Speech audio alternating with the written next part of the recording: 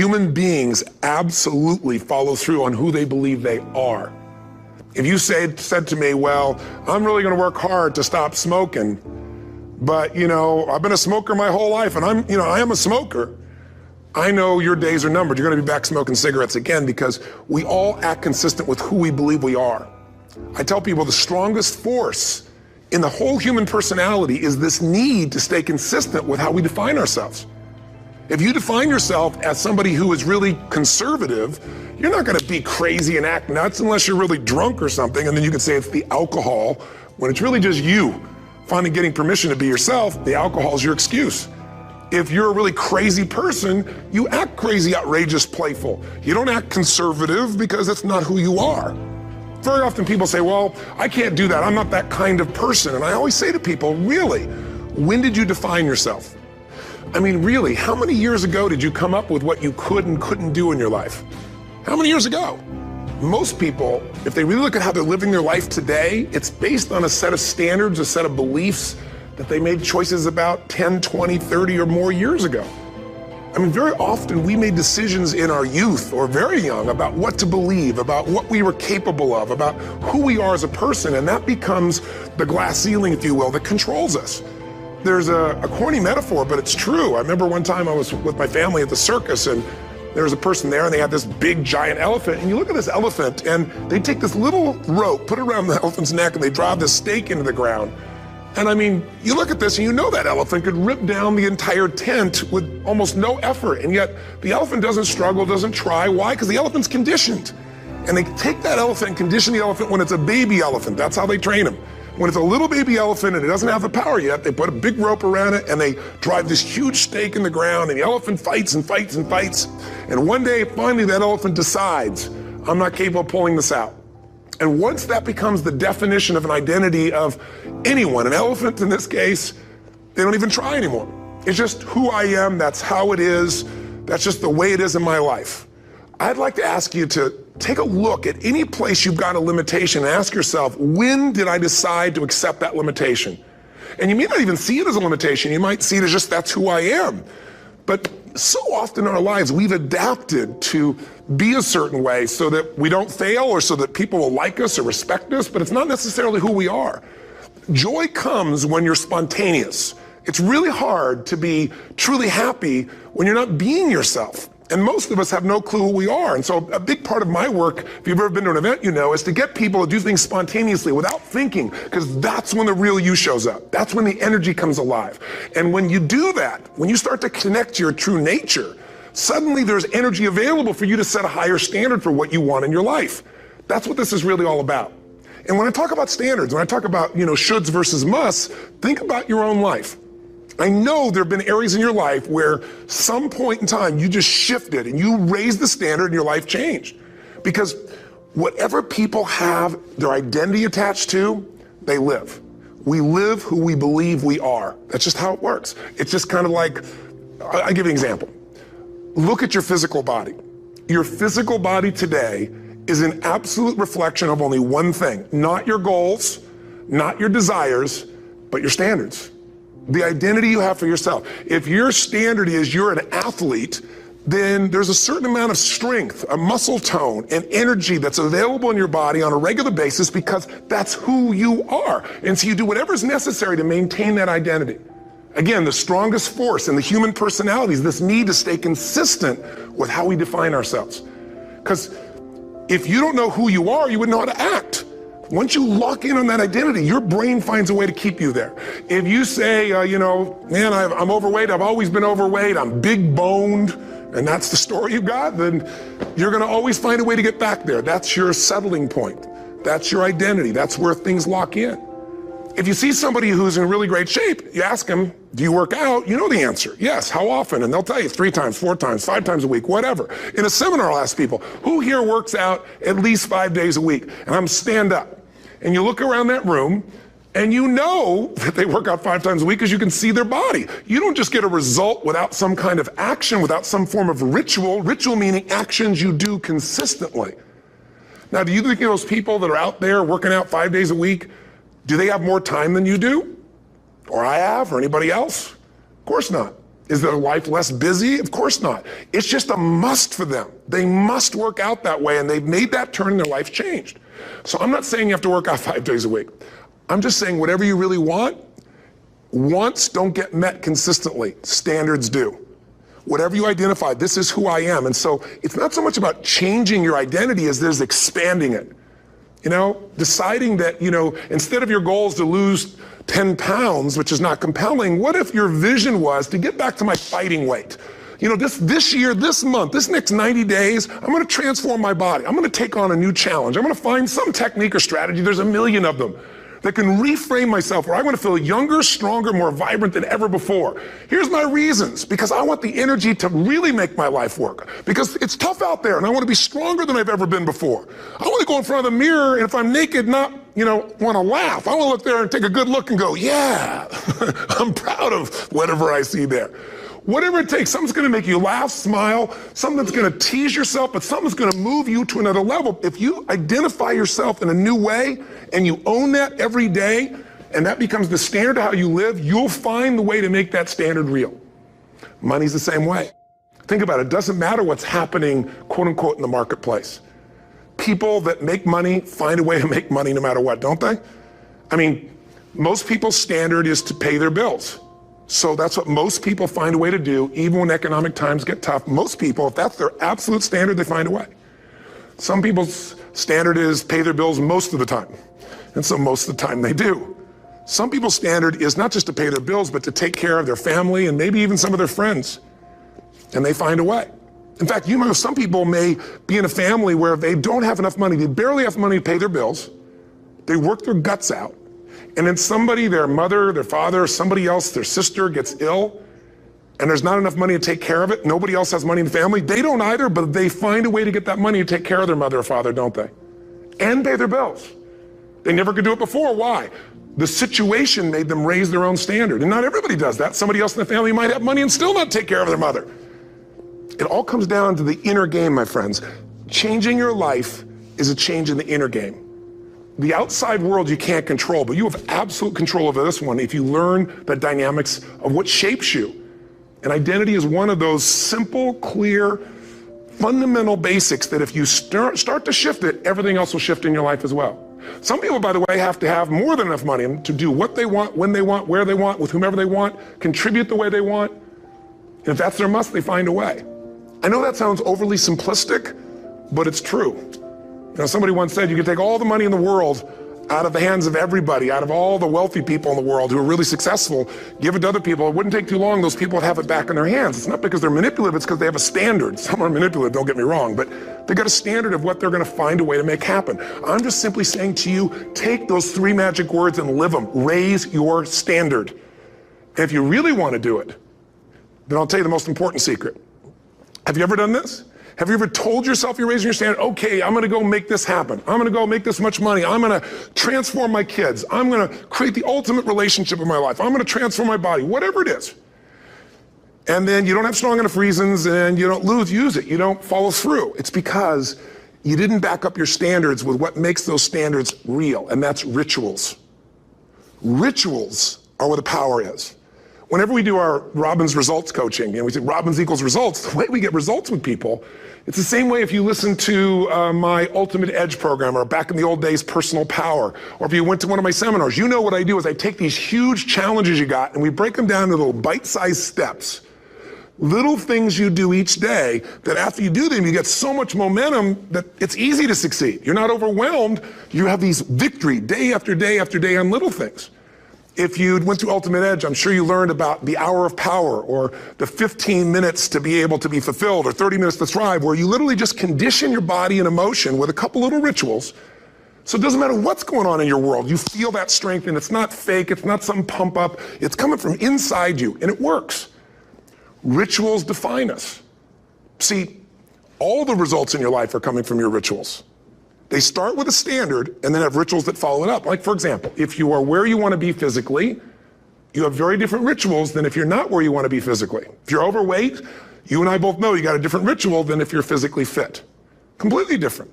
You get up in the morning, what's the first thing you do if you're fit? Your shoes are there, you roll over, Doesn't matter how you feel, you put on your shoes, you lace them, you start walking, or whatever that ritual is. If you're overweight, you roll over and you have a very different ritual. You might roll over several times to turn the alarm clock off. You go in and get your mocha, smocha, whatever, special coffee. You stop by at Starbucks, or whatever the case may be. You have your nice sugar muffin. That's supposed to be really nice for you. Whatever you do, it's a different ritual. If you have a great, passionate relationship, you have very different rituals in how you come home than if you have a lousy relationship. When you come home and the first thing you do is you're tweeting somebody, or you're emailing, or flipping on the news, or you don't even come home. What are the rituals? Whenever I study people that are successful, what I look for is what's the standard they hold themselves to, and then what are all those little rituals that add up? Because think about it. Success and failure are not giant events. They don't just show up. You don't just suddenly become successful or suddenly have this cataclysmic event that makes you fail. It may look that way, but failure comes from all the little things. It's failure to make the call. It's failure to check the books. It's failure to say, I'm sorry. It's failure to push yourself to do things physically that you don't want to do. And all those little failures day after day come together until one day some cataclysmic event happens and you blame that. That event happened because you missed all the little stuff. Do you agree with me? And success, by the way, is not some overnight event. It's all these little things. Success is having a vision. Success is making it compelling. Success is really seeing it and feeling it every day with strong enough reasons. Success is feeling the sense that I'm here to grow and I'm here to give something to the world more than just myself. Success is caring about other people. Success is calling and saying, I love you in the middle of the day for no damn reason. Or sending a note. That'll change your relationship. Have a ritual of something funny, playful, or a surprise you do. How many relationships are dead today because they have no surprise rituals anymore? You need to have some rituals, some cool things you do that nobody else does that gives you a better life than anybody else has. All the little stuff. That's where success comes from. In business, it comes from delivering more than anybody could imagine. All those little things add up. People go, wow, that's who I want to do business with. It's true in any area of your life.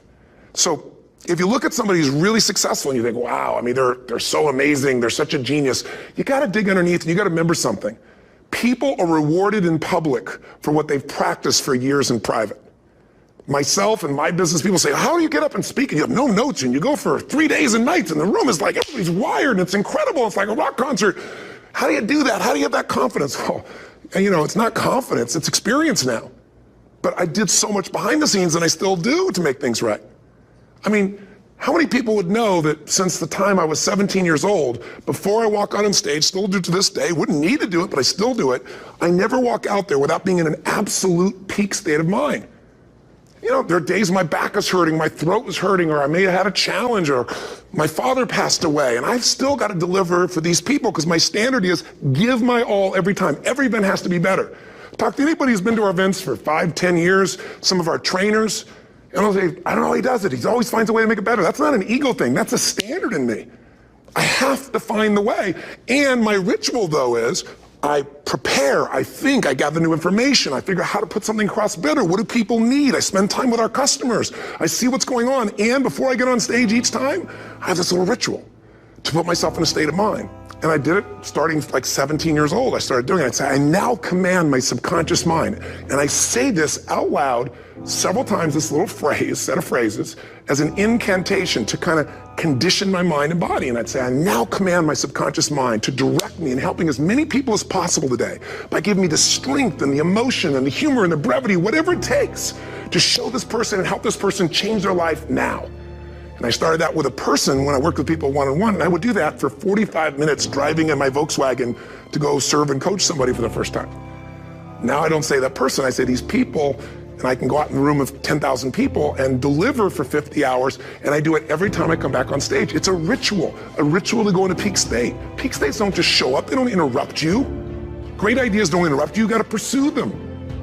I talked to Michael Jordan, I'll never forget, at the peak of his career, and got to watch his final game, saw him backstage and spent some time with him, and it was a pretty exciting time. He was the greatest basketball player I think that ever lived and has ever lived.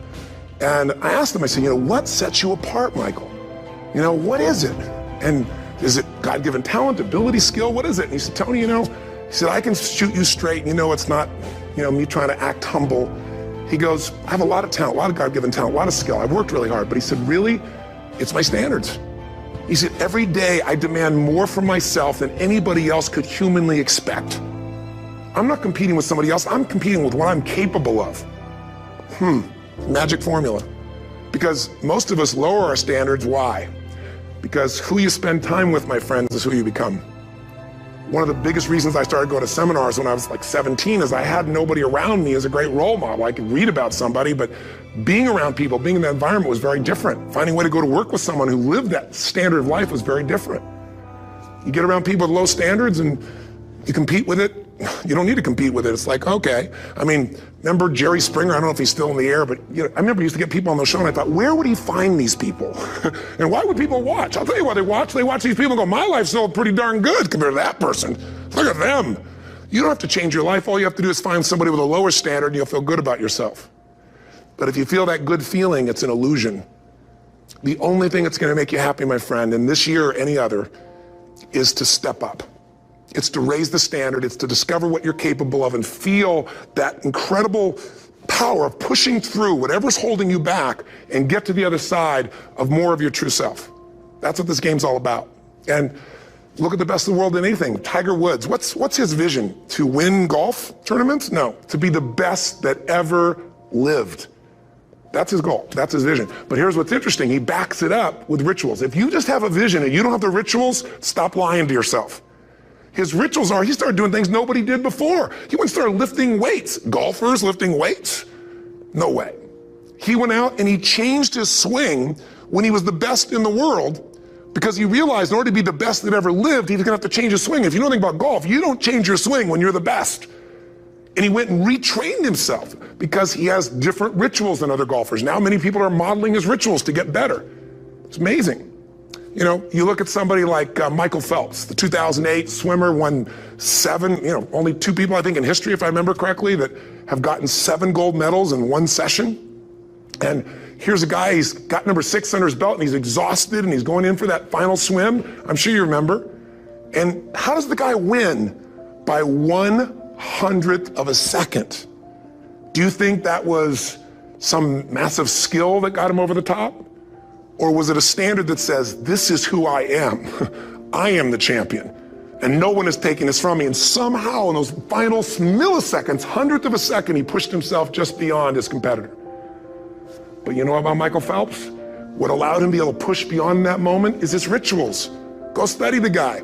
Most people who swim have these unbelievable workouts. He does 2 and 3 of those workout sessions a day. All the other swimmers in the beginning thought he was insane. You're gonna overtrain, you can't do that, it's not physically possible. But he had a standard and the rituals to back it up. So here's my final message to you, because I've gotten carried away. I thought I was gonna send you like a 5-minute message, but as you can see, there's no script here, it's just me going a little crazy with you, but I wanna really see you get what you want this year. Don't let this year be like last. And if last year was great, still don't let it be that way. Raise the standard. If your life is perfect and extraordinary, you darn well know you're not gonna be happy unless you keep making it better. That's what makes us feel alive. It's not what we get that makes us happy. It's who we become and what we're able to give because we become more. That sense of contribution is what creates the deepest meaning. So here's my assignment for you if you want one. If you want to go from conversation to some action, here's a simple thing to do. What's an area of your life right now that you really want to improve? What's an area that's important to improve? If your body's great, how about your career? If career's great, how about your relationships?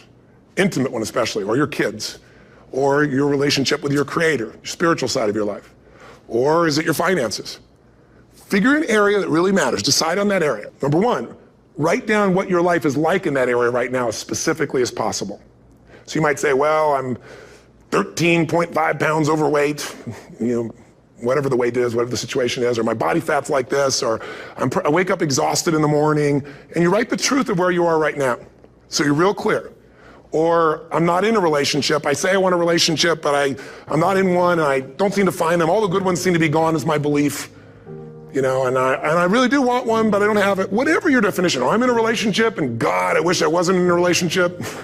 I'm planning my escape, wherever you are. Or I have a wonderful relationship. We love each other, but there just isn't enough passion.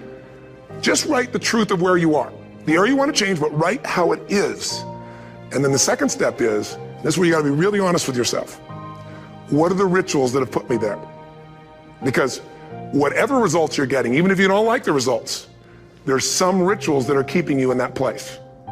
There's some rituals of what you eat or don't eat, how you move or don't move, how you sleep or don't sleep. There's some rituals in the lack of variety or spice or energy or focus in an area. There's something you're doing, and it's usually not one thing, it's a bunch of little things that you kind of do consistently whenever you think about getting in a relationship, whenever you think about working out, whenever you think about money. You get yourself in a state of overwhelm. You start thinking about all the things you can't control. Just write down all the rituals you have, and then here's the third step. What do you want? What's your vision? And be really specific. I want to be my fighting weight. I want to be the strongest I've ever felt. I'm going to turn my, whatever it is, be specific. And then, last step number 4, what are the rituals that'll get you there? What would you need to do differently each morning if you're going to be that kind of energy, that kind of strength? How often would you work out? What days would you work out? What time? A ritual is something you do consistently, usually at a specific time, so it becomes automatic. Let me tell you something. Willpower doesn't last, but rituals can last a lifetime. I bet you have some rituals in your life right now you've been doing for years, even though some of them don't serve you. I'm just saying, wake yourself up. If you want a new year and a new life, you don't need to start on January 1st. Start today. Start with this little video. And just begin to see what happens and see how easy it is to just do a few little rituals. Don't do them all, just do 2 or 3 new things. And you know what happens? You'll get momentum. Because once you discipline yourself in one area of your life, you feel yourself doing it in other areas as well. I always say something that my original teacher taught me. I always remind people, there's always 2 pains in life. There's the pain of discipline, or there's the pain of regret. And discipline weighs ounces, as my friend Jim Rohn taught me. Regret weighs tons. You don't want to have regret. So right now, what do you want to change? What's it really like? What are the rituals that got you there? That'll take a little homework. If you're not sure, ask the people around you. They'll tell you what your rituals are. What do I really want in depth? What are the rituals that'll get me there? And then get yourself to start a few of those actions and lock them in place. If I can help you in any way, we're here as a company to support you. Come have an event with us. Come to Unleash the Power Within or Mastery University, or get a coach. You can get a free coaching session if you call our company and click on something on this. Will probably have something on it, or get a product, or don't do anything with us, but do something with somebody, starting with you. If you make the changes in yourself, you're going to be proud this year, and no amount of money or accolades from other people can mirror the feeling of being proud of knowing you've taken back control of your life, or you've taken a great life to another level. Because once you do that, you have something you can give other people, whether it be your kids or your friends or your family, and ultimately that's